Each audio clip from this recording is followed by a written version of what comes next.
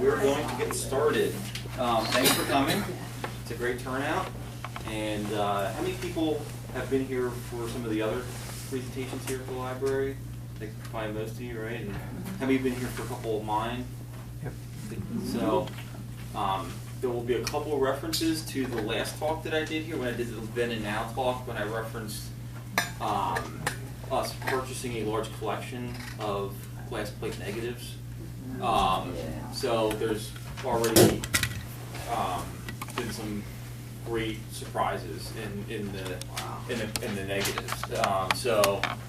I have one of those in here that was one of my favorites actually, and so definitely get ready for some cool photos. Okay, so Reeves Park.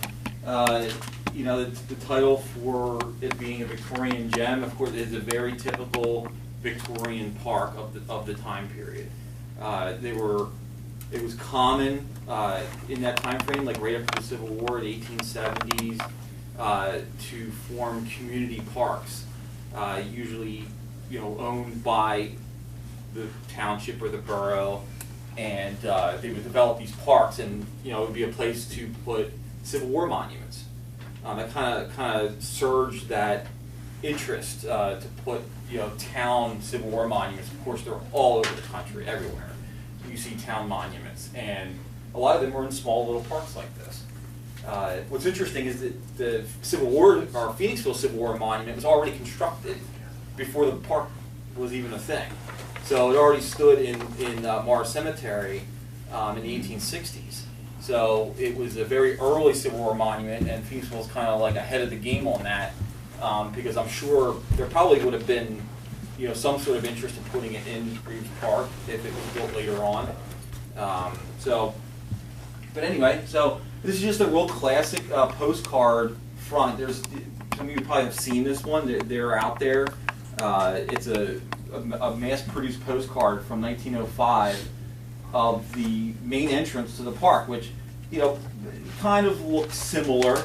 Of course, that arch is there, but it was changed quite a bit. I have some other photos that are a little bit lighter that you'll be able to see, but that arch lost some of its Victorian fanciness throughout the years. And so Reeves Park had come about in the early 1870s, the idea of developing this park. The borough had to actually purchase a piece of property and for this to even exist. And there was a lot of push from people in the community, different community organizations, nothing unsimilar to nowadays. And they wanted to develop a community park. And one of the steering points of building this park was to build a park so they can put a monument of Mr. Reeves there. So David Reeves, of course, was the president of the Phoenix Iron Company and had passed away in the early 1870s. And there was a big push to build this monument. They had the funds very quickly. David Reeves was a very well-liked person in the community. He was, of course, he was their boss, but he also was a huge philanthropist in Phoenixville till the day he died. So he was very wealthy. Of course, you know where the Reeves Mansions are on Star Street. So on the corner of Star and Bridge, there was the first Reeves Mansion, which sat in the back, kind of behind Holy Ghost Church. That was torn down, and they lived in that house, during this time frame, like before the time frame. And then in 1860, he had built the mansion that's still standing, the one that borders on the Star Street, and that's where he lived until he died. And when he built that giant property, that property went all the way back. And if you ever walk back there, it goes back pretty decent. And back in that area was actually the first community park in Phoenixville, and it was known as Phoenix Park. And so you'll see a lot of early references to that. Anything pre-Reeves Park, you will see references to Phoenix Park. It was a very popular park for what was developing in America at the time, but especially in Phoenixville, were baseball teams. And Phoenixville had a very early baseball team, as far as I have found it back as far back as 1865, that they had an established league. They had multiple teams, you know, churches, the Phoenix Iron Company, some of the cotton mills, so this is when baseball was really becoming popular, and they played baseball back there. That was one of the common things back there. But they also had tons of picnics, and a lot of the Phoenix Iron Company and the Phoenix Bridge Company picnics were back there. And we have a lot of photos at the Historical Society of some of those picnics. And they would have, like, you know, the Phoenix Iron Company engineers picnic and the bridge builders picnic, so they all were back there on his property. He let them all mingle around on their property, and one of the reasons why he was so well liked was during the Civil War. You know, of course, the Iron Company now was producing the Phoenix Column, which was patented in 1862, and at the exact same time, they were now mass producing the 3-inch ordnance rifle, or the Griffin gun. So the company was absolutely booming, and the Civil War breaks out and is in full swing in 1862, 63, and he had made a declaration to his workers that said if anybody wants to join the Union Army, and in fact he was encouraging them to join up, that he would hold their jobs for them. He wouldn't charge their family housing, because the Iron Company built almost all the housing up until that point, most of it. He wouldn't charge the family housing. He would give the families food out of his own pocket, and then eventually he would use his own money to send women out on the trains out to some of the battlefields down to Virginia, but especially out to Gettysburg. There's a famous incident with him literally just giving them money and said, here, you got to go out to Gettysburg, and they were recovering the bodies to bring them back to Phoenixville, which there's several that were brought back to Phoenixville that were killed at Gettysburg that were brought here and reburied. A lot of them are in St. Mary's Cemetery. So he was a very well-liked person, and so after his death, the iron workers, the everyday iron worker, had contributed 5 cents, you know, to building a monument to him, and they wanted to put it in a special place, and that kind of sparked that interest, and that sparked the drive to acquire the property and build Reeves Park, obviously named after him. So this is an awesome early map in the 1870s. Somewhere, I think it's about 1874 map, and you can see this is Reeves Park right here. Okay, so there's nothing there except for the monument. So when they first purchased the property, one of the problems that they had was, believe it or not, at the time, the back half of the property was actually owned by Schuylkill Township. So they were like, oh yeah, we're going to buy this land, and then they were like, oh, we can't just take this from them, and they kind of went back and forth, and eventually it eventually became part of the borough property as the borough extended out farther. And so, but as you can see, why it would have been Schuylkill Township, because you can see here's the park, and here's Star Street here, and there is nothing there. You know, you've got First and Second Avenue. A lot of those houses were built later on, even into the early 1900s, the majority of them. But there were some. There were about 6 houses approximately that were there, and you could see them popped in here a little bit. And those were the houses that would have been surrounding the park at the time. But at the time, the park was very rural, and you can see how out here there's just nothing. You have a couple other cool things on here. So you can see, right, the Reading Railroad Station. There's Columbia Station. There's Reeves Mansion, they built in 1860. There's the old one that was still standing. And that mansion, of course, this house here, it's hard to see this house that's over here, was originally built by James Starr in about 1750. That's the one, if you remember, that was still standing there for a long time. It faced Bridge Street, and it was torn down maybe about 20 years ago, I'd say. So lots of great stuff in this map, and you can, talk about it all night, but it's a great early map, and it kind of shows you now what the park is kind of becoming. So, what they had to do when they bought the property was they had to level the ground out because it was not ready for a park. And they started leveling the ground in the summer of 1871. So this is literally right after Reeves. And they had a lot of initial plans for the park. Some of them happened and some of them did not happen. If you go into, this is some of the pre-stuff. This is the stuff that even before the borough of Phoenixville actually got the official deed to the property, they were already starting to do stuff, which is kind of interesting. But they initially planned to build a fence. The fence was planned around the entire property, a wrought iron fence. There was a fundraiser that was held in 1871 at the Masonic Hall, and they raised $100. Which, at the time that was a lot. The David Reeves statue was finally installed on January 13th, 1872. That is 6 years before the park officially opened. The fence was completed in March 2nd, 1872, so there was a fence that went all the way around the original Reeves Park property. Now, we'll talk about, you'll see a little bit of this, but here's the park here, right? This is not the park. So that's the original plot of the park before. This is where the baseball field is and everything and all this stuff back here. So this was the original plot for Reeves Park. The first tree was planted on April 19th, 1872. And in early 1874, the park was declared to be all in Phoenixville. So that's when they officially were like, okay, this is all going to be within the borough property.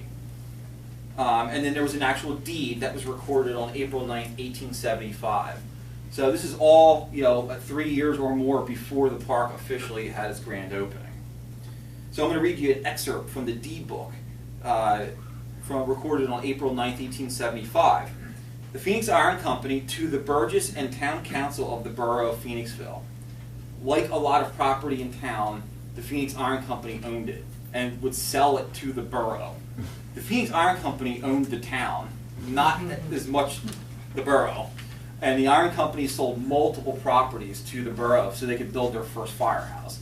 They could build their first marketplace, which is where Root Down is. All those first borough buildings most of the land was donated by the Iron Company, which of course, ironically, Reeves technically owned.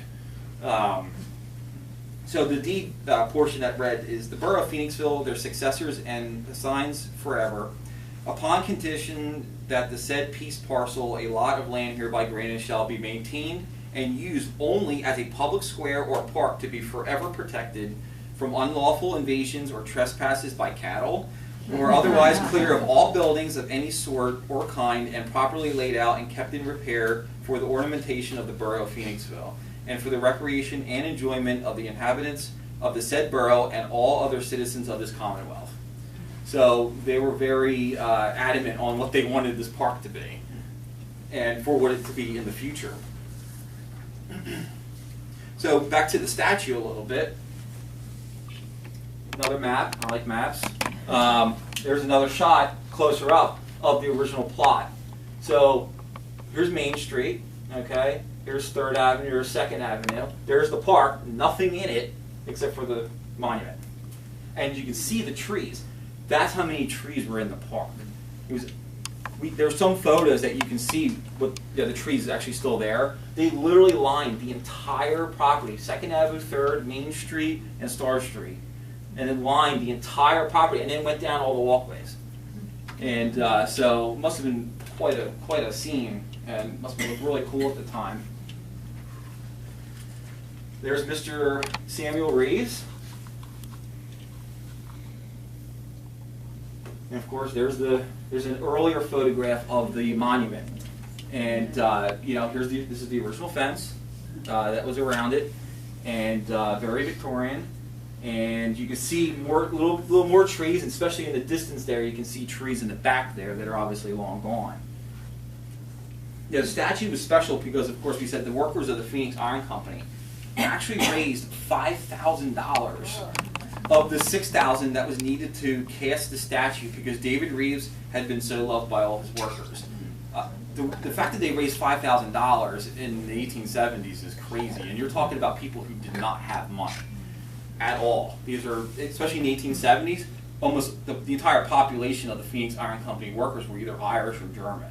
So, these people did not have money, but he was, they, like I said, they would give 5 cents if they could, but they wound up raising $5,000.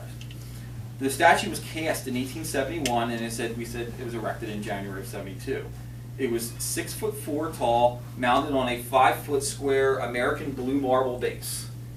And so they did not go cheap on this monument. So, we'll come back to this one. We're going to see another shot here.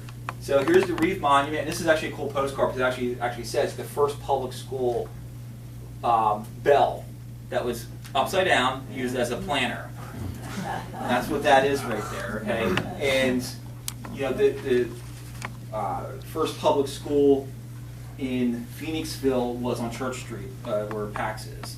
And that's where Samuel Pennypacker went to public school there. This is right after the Commonwealth of Pennsylvania officially started the public school system, and Phoenixville was right on it. And we had we had schools before that, but they were not part of the public school system. Of course, the famous one was the octagonal schoolhouse that was built right next to the Phoenix Iron Company office building that predated the Church Street one decently. And but obviously it was a tiny little school, and even at the time when it was built, the population was decent. So obviously it was not a school for every child in the borough. I don't know how they picked and chose who went there. But it was very small until they did the Church Street one, and then they had the Dayton Street School, of course, on the north side, which was about almost close to the same year as the school on Church Street. Ryan, that bell disappeared in the 60s. There was a big stink about it. Yeah. Any more word? I have never heard anything of what happened to it. And I mean, I think people maybe think that it was someone stole it for scrap, most likely. Yes. Isn't that the bell that's sitting out front of the historical society? No, the bell that we have at the society is from the Gay Street School. So, this is the photo I was telling you about. This is a glass plate negative from about 1905 of the statue and a little area around the park. That light is the light from the gas lamps. Wow. So, Kynard was the photographer, who was an amateur photographer, believe it or not, who owned the Kynard Sporting Goods store. That he sold camera equipment, and he had that interest, but he was just an amateur photographer who took amazing photos, and he took photos of stuff that views that we have never seen before, and this is one that we just obviously acquired. That is just a cool shot. That is Kynard's bicycle. He was really into bicycles, and this is 1905. This is when they became really popular, and he sold them in his store. But he also was interested in himself. And some of the other negatives that we have. If you come down to the society, we have our new exhibit up on transportation, and it's not just like trains. We actually have motorcycles, bicycles, an awesome license plate collection. Just all kinds of great stuff, and a whole bunch more of those negatives are printed and out on display, especially of the motorcycles and the bicycles. They're killer photos. There's one that is one of my favorites so far, is a photo of Kynard and two of his friends posed on bicycles up on like these little like ledges and cliffs on at Black Rock, like right off of Indian Point. And they're like up on these little like rocks, and they're like kind of tiered down, and it's just an incredible photo. And being that they're glass plates, and he took the photos well, they're as clear as a bell, and they're incredible. If you scan this at a high resolution, you can print one almost the size of his back wall if you scan it at a 6400 DPI. That's how incredible they are. So this is a great shot. There are some of the original benches Of course, they're around town. We have one sitting outside the Historical Society. You know, and those legs, they made them look like tree branches. If anybody, of course, remembers some of those benches in front of the band shell, not that long ago. So, great photo. Ryan, where was Kiner's store? Right on Bridge Street. So it was in the Majolica building. So, you know, you look up, it has the date on it. Originally it said Kinerd on the front of it as well. We have photos of that he took, obviously, of his own store, and there's some great shots. He had his store later on, and I know some World War II veterans that went in there. One of them is my friend, and he had brought back a whole bunch of German cameras, and he sold them to Kinerd. And I always ask him what kind of cameras were. He can't remember. They're probably all Leicas or something crazy. But he knew, Kinerd obviously knew what they were and wanted them and bought them from him. So he was really into photography. So here's a really cool shot of them actually lighting one of the gas lamps. It's a really cool shot.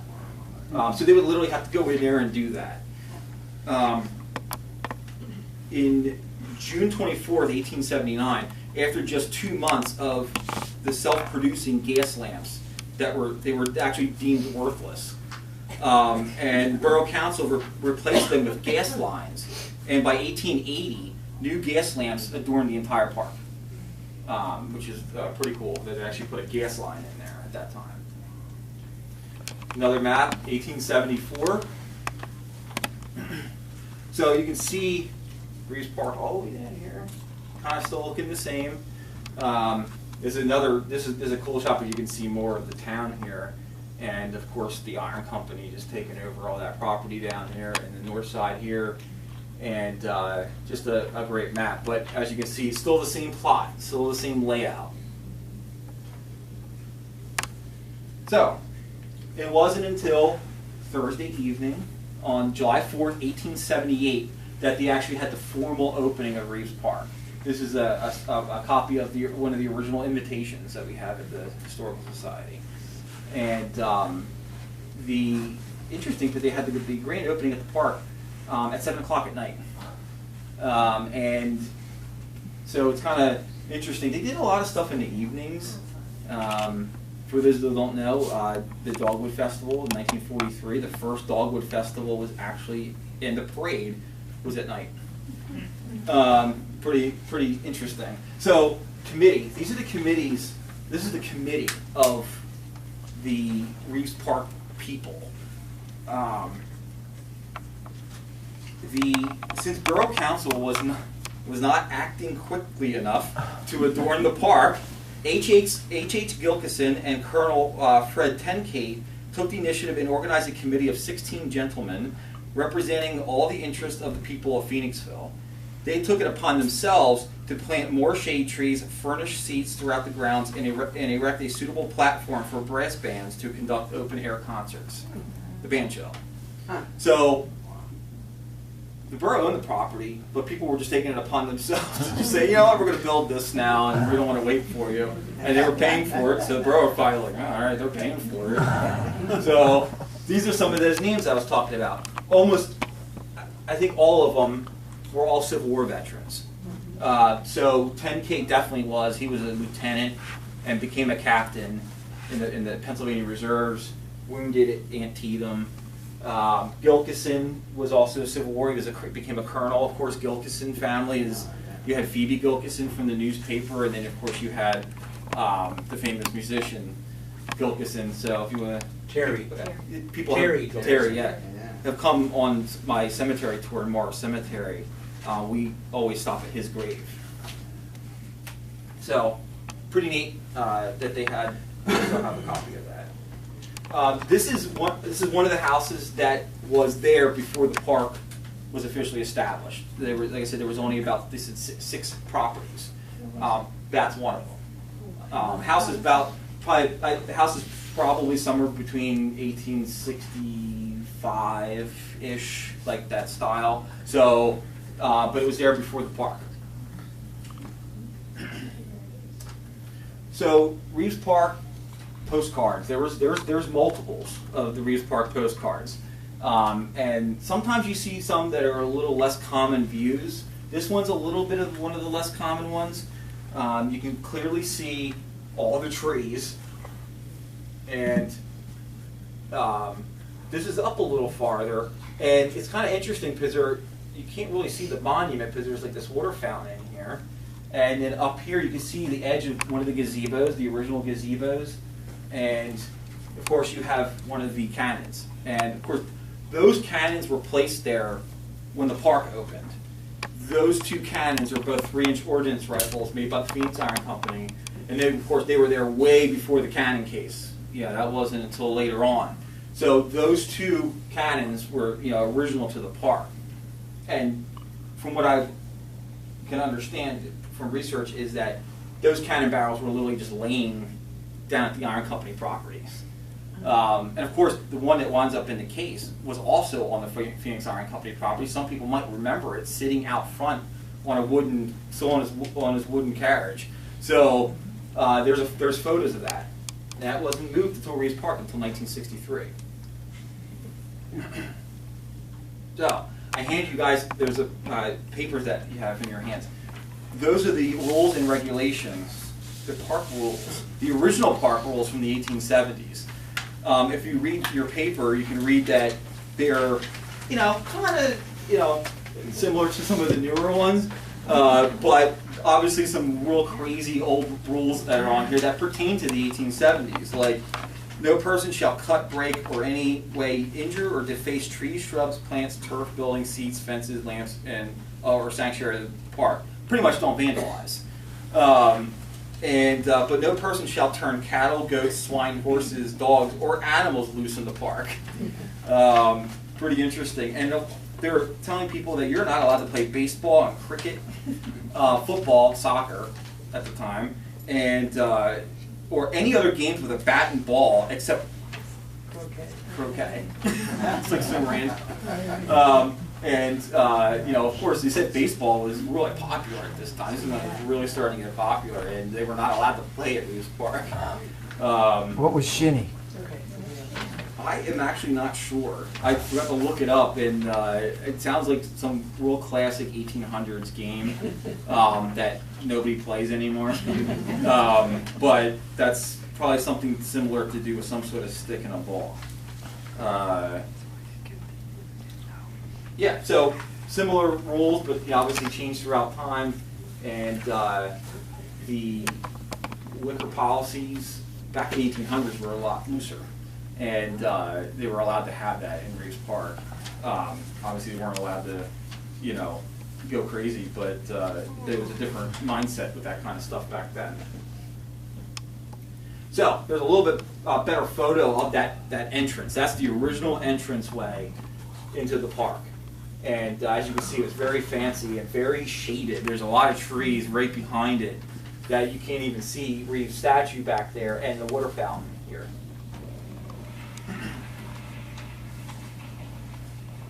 This is the other entrance that's closest to the library that also had one of those cool entryways that's like the one that you see now. And obviously the park is laid out almost like it's like identical. It really has not changed. You can see the little slope up and the little stairs, and you can see the cool entryway that was there. Once again, lots of trees. So the band shell became quite an attraction at the park, and it became one of the most used things at the park. It became, we're going to go to Reeves Park because of the concerts. And this became very popular, late 1800s and the early 1900s, especially with a lot of brass bands, patriotic music, and a lot of that kind of stuff. They would have shows there all the time. And the bandshell was also has a very interesting history where it was almost demolished multiple times. And thank God that didn't happen. The bandshell is very unique, and there's not many parks in our area that actually have a 1800s bandshell. or even one that goes into like pre-1920s. Yeah, that kind of concept started going away. They didn't really building them outside, and so the fact that there was one that size built in Little Reeves Park is crazy, and we're lucky that it was saved when it was, and it's kept up. Interesting is, here's your benches. We were talking about the benches, right? Flagpole, same spot. There was a water fountain that was actually between the flagpole and the front of the stage. And it was there for a long time, and then it disappeared. As you can see, some interesting plants that were around the stage. Probably this is getting ready for some event that they were going to have. And you can see the setup for an awning, which is really cool. So this is a 1963 photo of the band shell, and as you can see, it was definitely needed some repair. This is around the time that in '63 that they wanted to tear the band shell down. So 1963, the borough actually had a vote on borough council to tear the band shell down, and they didn't get what they wanted. So another postcard, the bandstand, sometimes referred to, not always a band shell, but you can see all the benches, you can see the fountain back there. And big open areas behind there at the time, not a lot of houses. Here's a cool shot where you can see how they have chairs set up for an orchestra or brass band inside the band shell. This is a little bit later, in 1920s, the 30s. Another cool shot that you can see the water fountain again. It's actually practically the same postcard as the other one, but a little bit of a different angle.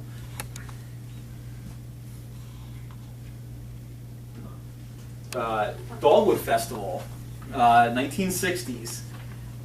So they would get, we're still trying to figure out who this guy is, but there's multiple photos of him, and obviously a country western singer at the time.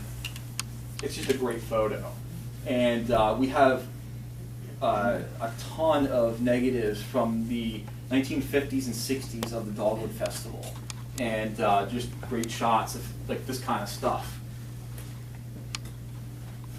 Here's a little closer up shot of the fountain, and here is an actual photograph of the fountain and not a postcard. So here's a photograph. As you can see, it was a boy up here. Has his hand up. He probably was holding a lantern at one point. This is kind of towards the end of the times of the water fountain, which is started to kind of be taken apart randomly and disappears. It looked really cool at one point, and it'd kind of neat if it was still there, but it is not. So this is a pretty rare photo. This is actually a photo in my personal collection that has never been published. This is a photograph of Battery C of the 107th Field Artillery. Now this is right before. How many people know where Battery C's armory was? On Buchanan Street, right? So, before World War I, before 1917, when they were indoctrinated into federal service, they were still very much of a Pennsylvania National Guard regiment. They had different designations, and they were usually just generally referred to as Battery C. Battery C had started in the late 1870s, and a lot of their officers were Civil War veterans, and it was a home guard. This is the early forms of the Pennsylvania National Guard. They never had intentions to go to war. Obviously that changed, especially in the Mexican border campaign, World War I, and World War II.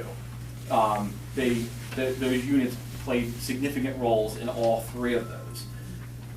This is a cool photo that was the coming home of Battery C from the border of Mexico. So this is the Mexican border campaign, the campaign to capture and track down Pancho Villa.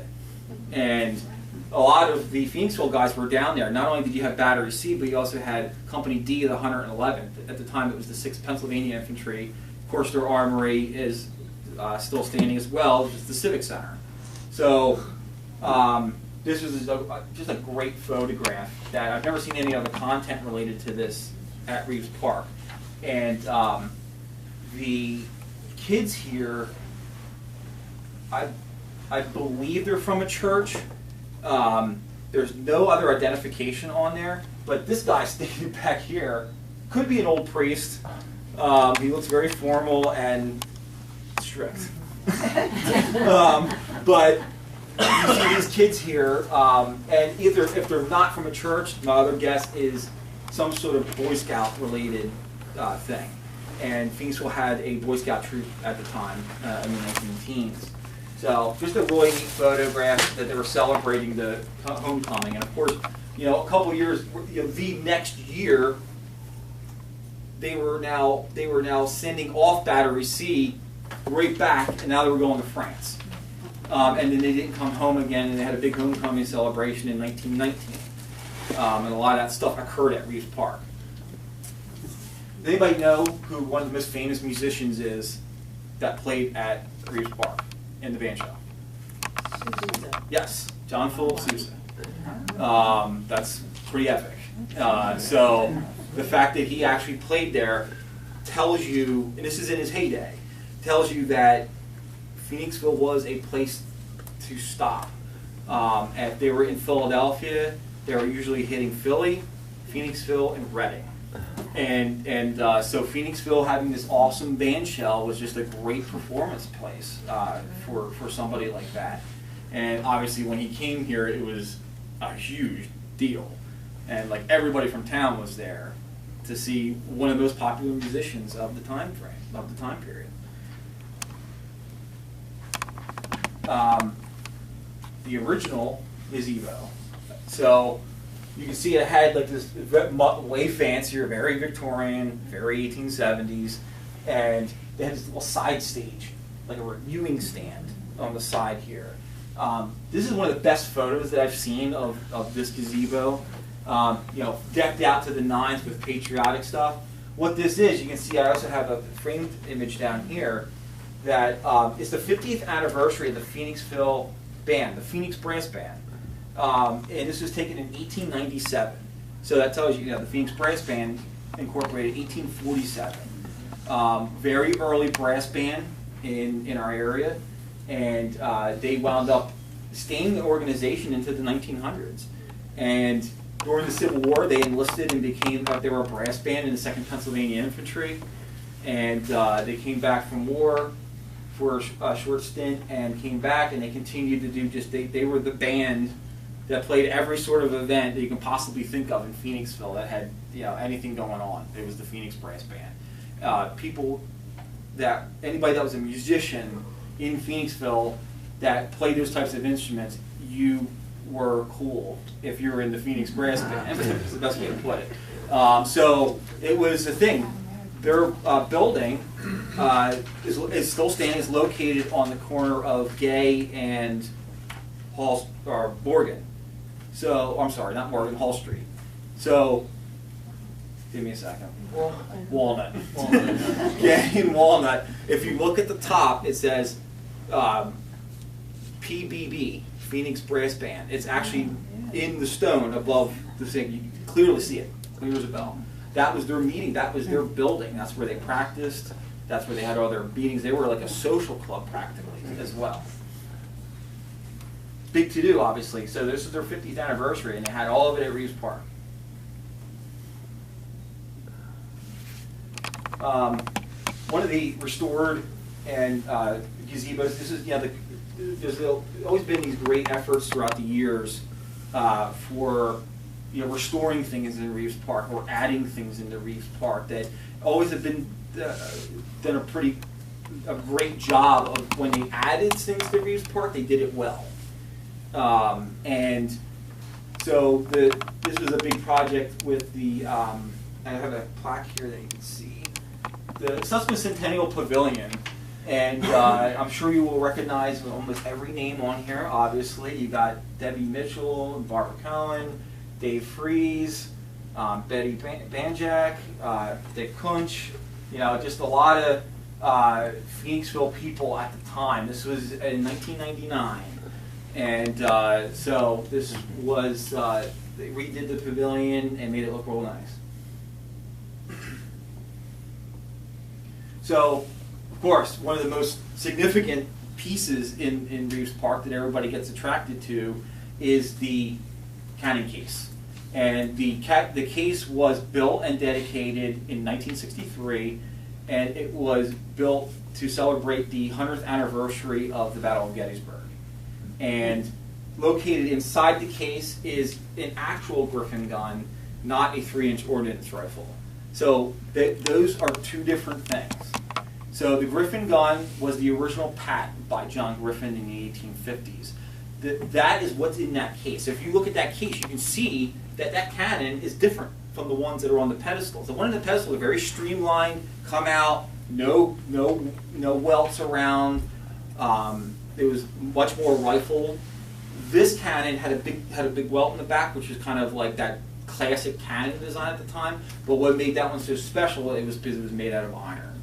And then Reeves, who bought the patent for the iron company from Griffin, who was turned down multiple times from Safe Harbor Iron Works in Lancaster County, came out here and said, "Hey, you want to buy my patent?" And Reeves was a smart man and bought the patent and hired Griffin as one of the superintendents of the iron company. And you know, the rest is history. They started producing the cannons and made approximately 1,200 cannon barrels from 1861 to 1864. So 45% of the Union artillery at the Battle of Gettysburg were using Phoenix Iron Company made guns. That's a lot. So what's really cool is this is one of the original Griffin guns. There are hardly any that are known to exist, and that's one of them. There is one randomly on Gettysburg battlefield that when they were putting stuff together on the park, there's one there. And I believe the other one is in like somewhere in the South or the Midwest. It's like random. But the actual, that cannon is rare. And it's not like the other ones. This is not the one that got mass produced. So yes, dedicated 1963, and there was a lot of that type of stuff going on for the centennial of the Battle of Gettysburg at the time, the Civil War centennial. Yes, the cannon does face the front door of St. Anne's. That is sometimes came up multiple times throughout the years. It is facing Gettysburg. But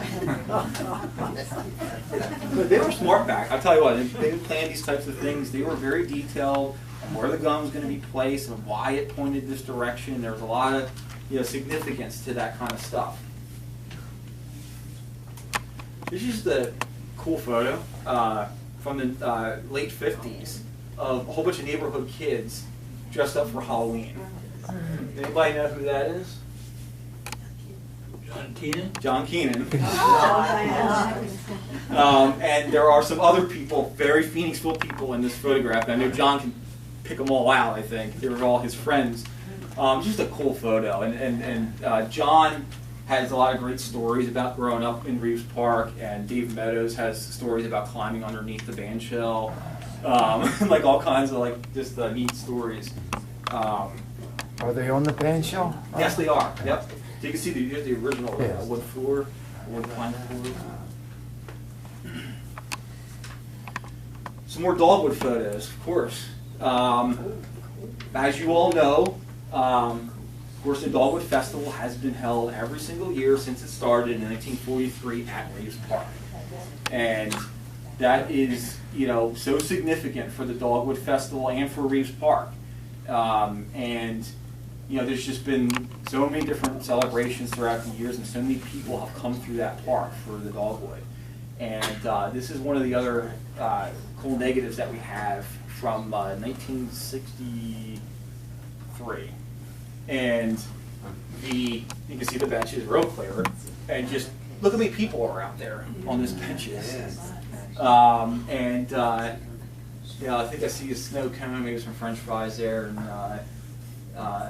it's just a great shot. And I'm sure there's some people here that probably could pick out some of these people that This is the kind of stuff we need you guys to do. If you're from here, come down to the Historical Society and be like, hey, I know that person, and then we can identify some of these photographs. Just a really cool little kids ride that was happening in the park in a big milk crate. They ride down this roller here that came all the way down.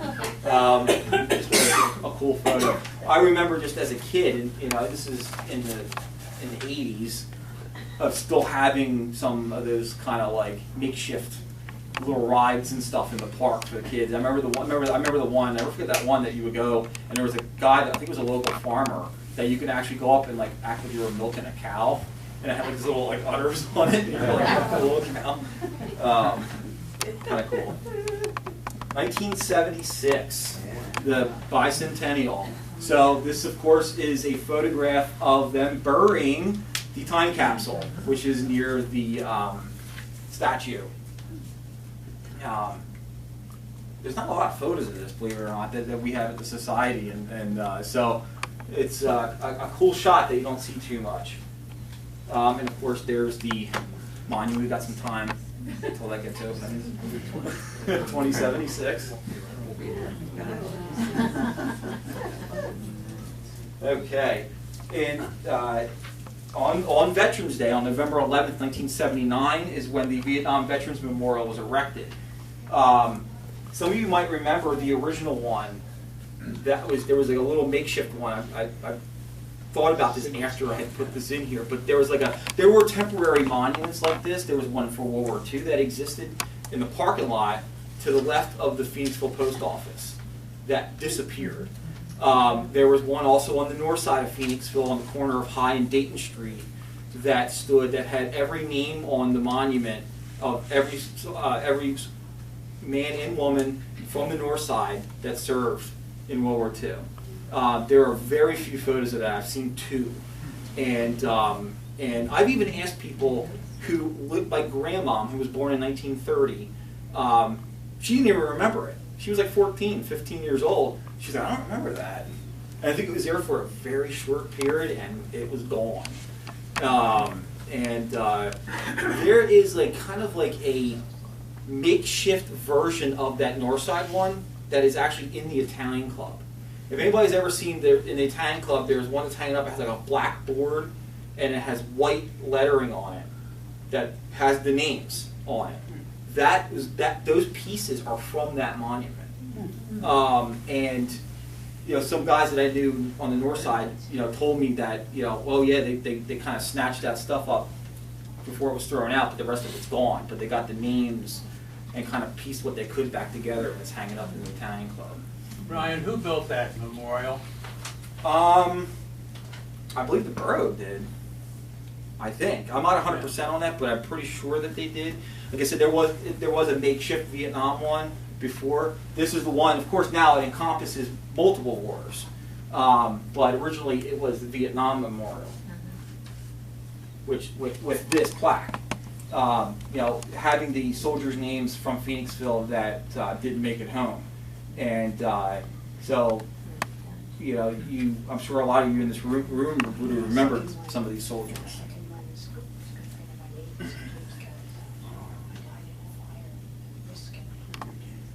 Anybody know what that one is?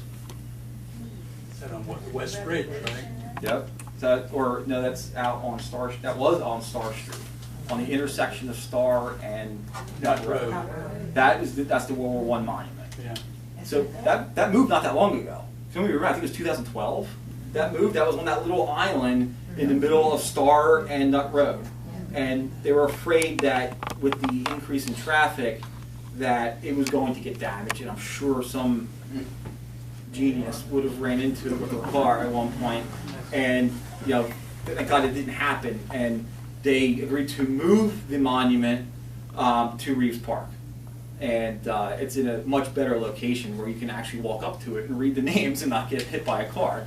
But as you can see, when they put this here, it was very rural. And it was in a good location at the time, but obviously times changed tremendously. This back here, down here with the John Kennedy Ford and all that stuff, there is nothing here until you get down to corner stores. So the World War I monument dedicated in 1922. You know, of course, now located in Reeves Park. And Ryan, I forget what's inside there. so there's a lot of rumors to what could be located behind that plaque. And there was one thing that I had read one time that they had put, there's like it's carved out in the back, and supposedly they actually put little mini coffins for each soldier that died during the war, and they're all inside the back of that plaque. Obviously, try not to announce that to too many people because it would hate for someone to try and take that off. But you know, that supposedly is back there, and supposedly I think they said a flag. So this monument is interesting because when they dedicated in 1922, it actually has names missing off of that monument of World War I soldiers that died during the war. So it's not complete. I believe it has 26 names, and there was actually 31 that died, men and women. There's an army nurse that died in France. One of the later projects that I was personally involved in was the chess park, and this was done, as you can see from the plaque here, that's right next to the chess pieces and the tables and everything. Community Health Foundation. It was a project that we did. It was the 10th anniversary. And it was part of the Leadership Academy, and I was a part of that in 2005. This was my class, 2005. And Jimmy Dioria had passed away while he was in our class. And so this was actually his idea. This was his idea, was to do this chess park. So we took his idea and made it for our anniversary of the Community Health Foundation. It was commemorated in May of 2008, and so we had done that. You know, that's hard to believe that it's been there that long already. But anybody that doesn't know about the Leadership Academy, it is still a current thing, and they're always looking for people to take part in it. I highly recommend it. It's free, and it's like a 10-week course or 10-part course. They bring in people from the state to talk to you about nonprofit fundraising, and then they literally give you money to use it towards your project. That is what my project was, to acquire the Pennsylvania State Historical Marker for the Phoenix Iron Company. I was in your class, right? That's right, you were. Yep. Yep. So it's kind of a cool thing because you always run into people that were in your class. I was thinking, was that right? I know, it's crazy. I know. I was like, my goodness. I was 23 years old. But I still go back and talk to all the new classes and about my project and about this, and that's still a great thing. Anybody that hasn't done it, just look up on their website. And believe it or not, they have trouble filling that opportunity. Definitely look into it. Especially if you're a volunteer for some nonprofit, it's a great chance. Ryan, whose shadow is that? Yeah. It's like the shadow of a hat. It's like someone with a hat. Yeah, I believe that Photographer. most likely that is John Keenan. Oh, Yeah, because he sent me this photo.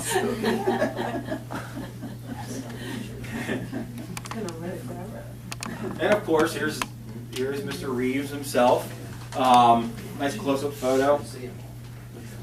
One thing that I would think, obviously, even though you hear all this history about Reeves Park and all the people that have cared about it for as long as they have, I think we should probably try and raise money to clean the monuments. Look how it's bad. I don't know if it was ever been cleaned, because that's got some serious age to it, and that's just obviously it just needs to be cleaned.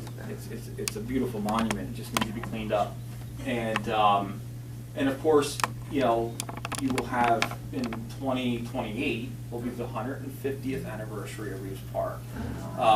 So I think yeah, I've talked to some people, and it's in the distance, but I've talked to some people and say, hey, we really need to do something for that. So maybe it could be some sort of, I don't know if we want to wait that long to clean it, but it could be cool to rededicate the monument. Okay. Well, does anybody have any questions?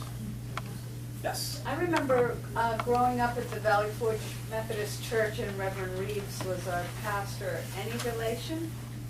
Most likely. I don't know him personally, but the Reeves family was definitely in the area, and they still are. We've had Reeves descendants still donate stuff to us at the Historical Society. Like random stuff. They'll be like, oh yeah, we have this in the family, and it'd be like some personal item from Samuel Reeves or David Reeves. It's pretty cool. So most of them are related, probably is, being that it was Reeves Valley Forge. Most likely. And Ryan, in addition to the Dogwood Festival, I recall, and I don't know if anybody else from here, the Army had like a little festival or fair. I remember that, where they had all the Army tents. And I was really little, and I remember in one of those tents, Bloody Charlie, where it, to this day, because I was little, and you went in and it showed how to like apply a tourniquet. Oh, really? And I was probably like, but it was the Army and then the hospital. Valley Forge Army Hospital, yeah. Yeah, but the hospital, I remember a hospital festival too, Phoenixville Hospital Festival in the park. Yeah, there were a lot of those types of Yeah. things in the park throughout the years. A lot of them have just gone away. But yeah, I've heard of the military thing. Yeah. And I think they even did that during like pre-World War I as well, because they were right down the street. Yeah. And they would just come out and like set up their stuff. And they actually used to have like little, like, believe it or not, they actually did drills on the streets of Phoenixville.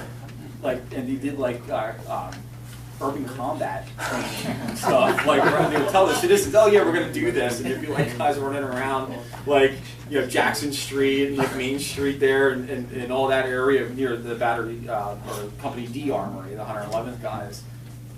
You know, one thing you actually reminded me when you talked about another event was pretty interesting was I have this here. Yeah, I do have this here. The Historical Society, of course, we have our Strawberry Festival. We just had our Strawberry Festival. Well, I found out there was another Strawberry Festival that happened in Phoenixville in the May of 1879. They had a Strawberry Festival in Reeves Park to raise money for the gas lamps that produced their own gas.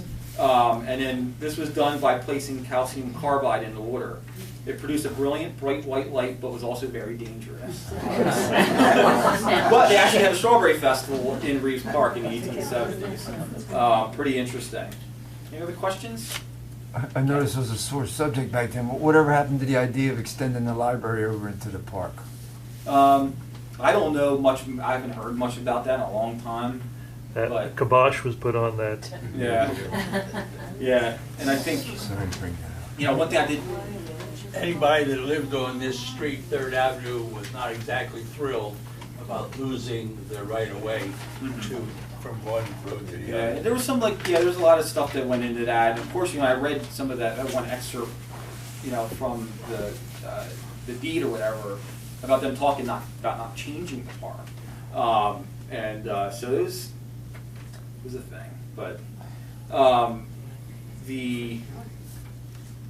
I didn't fail to mention, of course, they eventually, of course, purchased the back part of where the baseball fields were later on. So that original Victorian park was in place.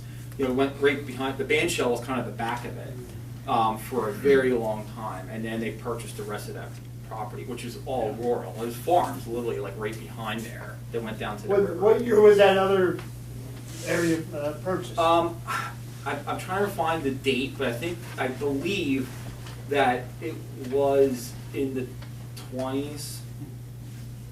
So that access road that goes to the park now, was that the original boundary of the borough? It could be. Yeah. Yeah, so you, Third Avenue, Fourth Avenue was the end of the borough, and there was a big pond where Fifth and Sixth Avenue was. That was all Schuylkill Township. yeah, so like you said, at some point the Schuylkill Township came down into the park, and then the borough got that in the 1870s. This is before the park was even had the grand opening, and you know there was nothing behind there. There was farmhouses, and of course you had the knoll that sat up in the back, the big mansion, and then random farmhouses down the corner stores. But of course, all the other side of Star Street, they were all pretty much post World War II houses, and so that was all open area that went down to the river and to the railroad tracks. And there were trolley tracks to Williams Corner, and trolley tracks out to the park, which is now on Valley Park Road. When you're going down Valley Park, on your right-hand side, you'll see what looks to be a building. That was the original ticket sailing for the amusement park. That was the terminus of the Valley Tredyffin Railroad. Valley Park Interdifferent. It was something like that. It had an odd name, but that was the terminus. Right by the duck pond. Right, by the duck pond. And if you go across the ridge below Schuylkill School and look to your left, there's a huge water pipe runs along there. That was the original piers for the trolley going out there. Frank knows a lot of stuff about Phoenixville. Yes. I just wondered how old you said the park was going to be in 2028? 150 years. Yep. So actually last year was the 140th anniversary, just last year. Is there any estimate how much it would cost to clean the monument itself? No idea. No one's ever looked into that. You better get an archivist, because my wife would kill you if you took the patina off of that. I've seen other things that, like with cleaning those types of monuments, and I mean it could be Tens of thousands of dollars. It's expensive. We can do it for free. Now they have there's a process for those monuments that once they clean them, there's an archival quality coating that they put on those monuments that will prevent it from doing that again. Right. Of course, the marble base as well needs to be cleaned. Yeah. There you go. Any other questions? Yes. Coming forward in time, when I was a little girl, I remember a shanty town by Terrytown. Yeah. Who was that? What was that? What was? Tunerville. Yeah, Tunerville Tunerville. trolley. The Tunerville trolley that Yeah. was back behind there. Yeah. The trolley went from where to where? Well, it went into Phoenixville a little Fountain bit. Inn, Yeah. it went up to the park at Bonnie Bray. Oh. Of course, Bonnie Bray Park was Bonnie Bray huge. Park. It was a big, It was something. big deal. Yeah. Yeah. Any other questions? No? Okay. All right. Thank you.